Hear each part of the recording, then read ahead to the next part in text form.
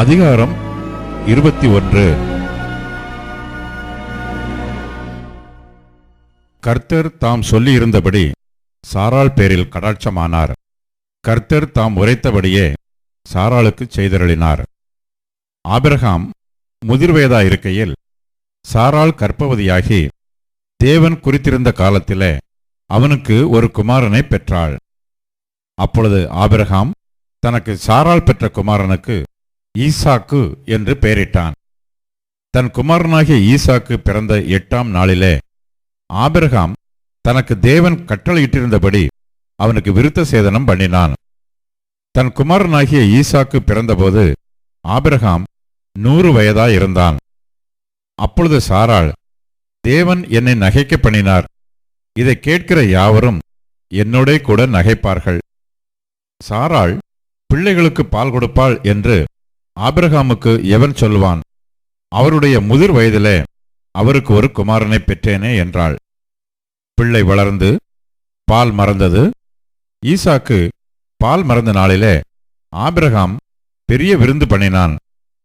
பின்பு எகிப்து தேசத்தாளாகிய ஆகார் ஆபிரகாமுக்கு பெற்ற குமாரன் பரியாசம் பண்ணுகிறதை சாராள் கண்டு ஆபிரகாமை நோக்கி, இந்த அடிமை பெண்ணையும் அவள் மகனையும் புறம்பே தள்ளும். இந்த அடிமை பெண்ணின் மகன் என் குமாரனாகிய ஈசாக்கோடே சுதந்திரவாளியாய் இருப்பதில்லை என்றாள். தன் மகனை குறித்து சொல்லப்பட்ட இந்த காரியம் ஆபிரகாமுக்கு மிகவும் துக்கமாயிருந்தது. அப்பொழுது தேவன் ஆபிரகாமை நோக்கி, அந்த பிள்ளையையும் உன் அடிமை பெண்ணையும் குறித்து சொல்லப்பட்டது உனக்கு துக்கமாயிருக்க வேண்டாம். ஈசாக்கினிடத்தில் உன் சந்ததி விளங்கும். ஆதலால் சாராள் உனக்கு சொல்வதெல்லாவற்றையும் கேள். அடிமை பெண்ணின் மகனும் உன் வித்தாயிருக்கிறபடியால் அவனையும் ஒரு ஜாதியாக்குவேன் என்றார்.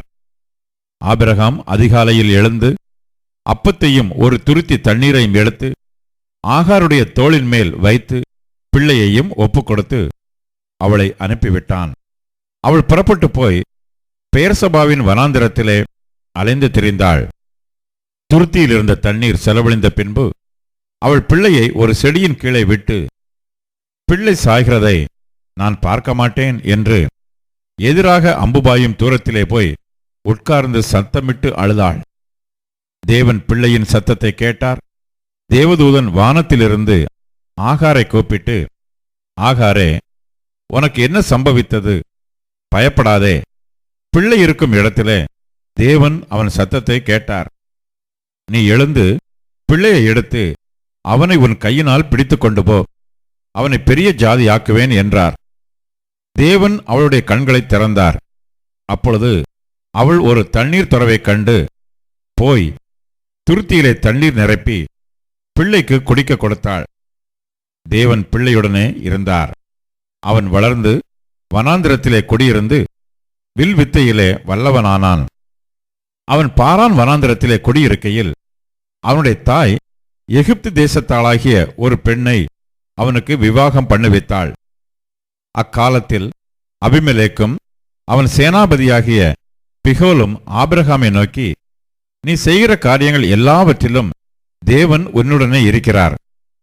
ஆகையால் நீ எனக்காவது என் குமாரனுக்காவது என் பேரனுக்காவது வஞ்சனை செய்யாமல் நான் உனக்கு செய்த தயவின்படியே நீர் எனக்கும் நீ தங்கியிருக்கிற இந்த தேசத்திற்கும் தயவு செய்வேன் என்று இங்கே தேவன் பேரில் எனக்கு ஆணையிட்டுக் கொடு என்றான். அதற்கு ஆபிரகாம், நான் ஆணையிட்டுக் கொடுக்கிறேன் என்றான். ஆனாலும் அபிமெலேக்குடைய வேலைக்காரர் கைவசப்படுத்திக் கொண்ட துறவின் நிமித்தம் ஆபிரகாம் அபிமெலேக்கை கடிந்து கொண்டான். அதற்கு அபிமெலேக்கு, இந்த காரியத்தை செய்தவன் இன்னான் என்று எனக்கு தெரியாது, நீயும் எனக்கு அறிவிக்கவில்லை. இன்று நான் அதை கேட்டதே அன்றி இதற்கு முன் அதை நான் கேள்விப்பட்டதே இல்லை என்றான். அப்பொழுது ஆபிரகாம் ஆடு மாடுகளை கொண்டு வந்து அபிமெலேக்குக்கு கொடுத்தான். அவர்கள் இருவரும் உடன்படிக்கை பண்ணிக்கொண்டார்கள். ஆபிரகாம் 7 பெண்ணாட்டுக் குட்டிகளை தனியே நிறுத்தினான். அப்பொழுது அபிமெலேக்கு ஆபிரகாமை நோக்கி, நீ தனியே நிறுத்தின இந்த 7 பெண்ணாட்டுக் குட்டிகள் என்னத்திற்கு என்று கேட்டான். அதற்கு அவன், நான் இந்த துறவு தோண்டினதை குறித்து நீ சாட்சியாக இந்த 7 பெண்ணாட்டுக் குட்டிகளை என் கையிலே வாங்கிக் கொள்ள வேண்டும் என்றான். அவர்கள் இருவரும் அவ்விடத்தில் ஆணையிட்டுக் கொண்டபடியால் அந்த இடம் பெயர்சபா எண்ணப்பட்டது. அவர்கள் பெயர்சபாவிலே உடன்படிக்கை பண்ணிக்கொண்ட பின் அபிமெலேக்கும் அவன் சேனாபதியாகிய பிகோலும் எழுந்து பெலிஸ்தருடைய தேசத்திற்கு திரும்பி போனார்கள். ஆபிரகாம் பெயர்சபாவிலே ஒரு தோப்பை உண்டாக்கி சதா காலமுமுள்ள தேவனாகிய கர்த்தருடைய நாமத்தை அவ்விடத்தில் தொழுது கொண்டான். ஆபிரகாம் பெலிஸ்தருடைய தேசத்தில் அநேக நாள் தங்கியிருந்தான்.